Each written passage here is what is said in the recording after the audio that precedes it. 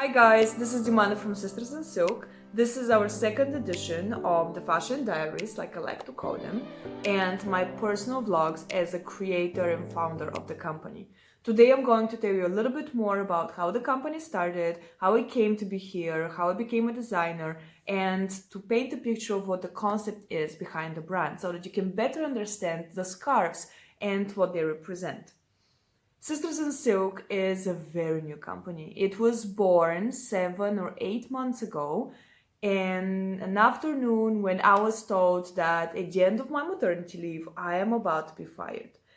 As a mother of two and as a mother that has been on maternity leave for the last more or less 5.5 years, you can understand how I felt. It was, to be honest, quite terrible. I felt useless. I felt alone. I felt abandoned, if I have to be honest with you, because I knew that I have so much more to offer, but I was afraid that the world was never going to see it because I was going to be just a mom for the rest of my life.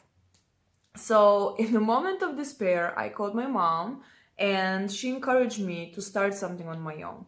And I said to myself, you know what? Why not? I am 32 years old. I'm happily married. I've had my kids. I've paid my dues. God is my witness. So now is the time to finally do something for myself. And I had to ask myself, what do I like doing? What do I want to do? Not just what is going to bring me money, but what do I really want to do?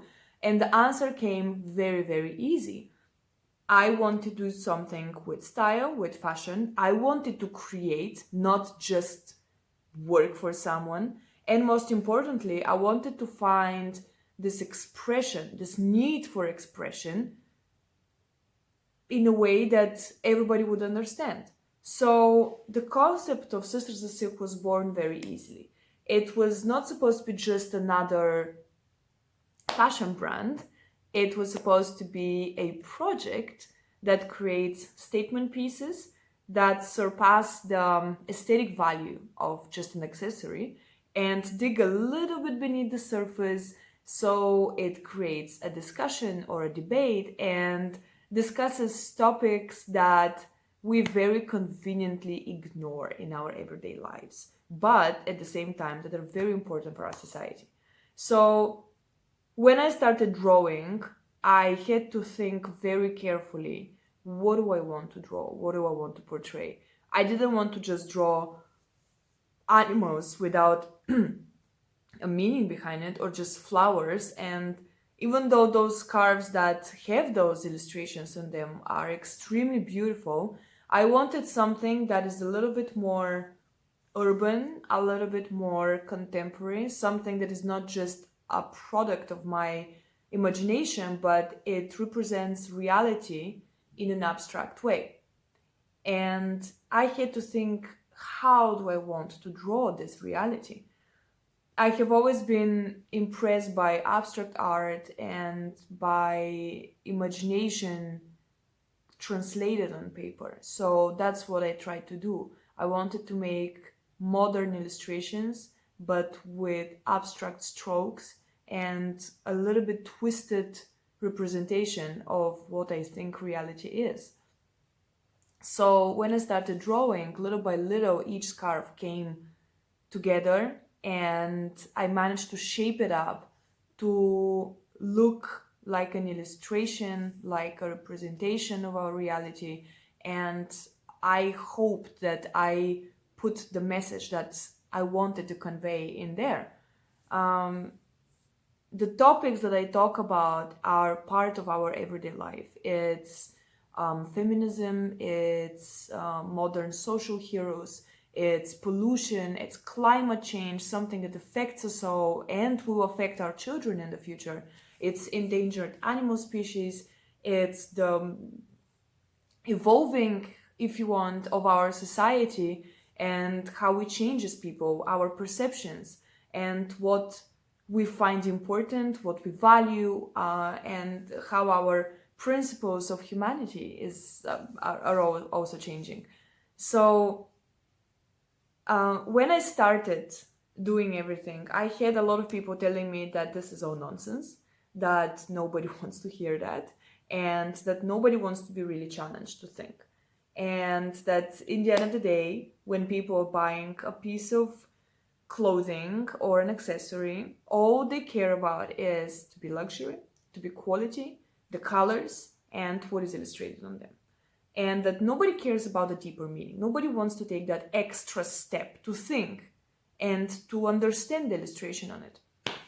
So even though it was slightly discouraging to hear that, I decided that I don't want to deviate from my initial idea, and that I want to stick to taking that extra step, that I wanted to stick to making people think, to making myself think, if you want. And I did meet some challenges along the way. Not everyone understood the idea. The people that did so completely, and they got on board, and they have encouraged me ever since to do what I do. And I'm hoping that through these vlogs, I'll be able to explain in a better way what really I'm drawing, how I intended it to be perceived, and I want the scarves to be seen as statement pieces, and to have a personal connection to you rather than just a piece of silk material that you buy and later on discard in the dark corner in your closet. So this is what Sisters in Silk is all about. It is about thinking, it's about personal challenges, it's about challenging the perception of our society and maybe shifting the paradigm of what fashion is. I like to call what I do philanthropic fashion. It's a new term that I came up with, and it perfectly describes what I really want to do. I want to be in the fashion and style business because it is one of my favorite things, and I'm not going to lie about it. It might sound superficial. It's not superstitious, it's superficial. But it's what I really like to do. But at the same time, I am a person that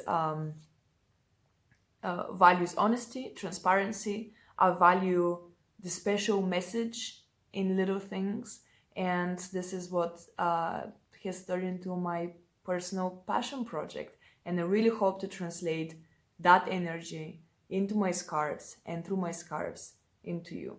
So thank you for watching, and if you have any comments or any questions, you can always drop me a message, and I'll be always happy to communicate. Thank you. Bye.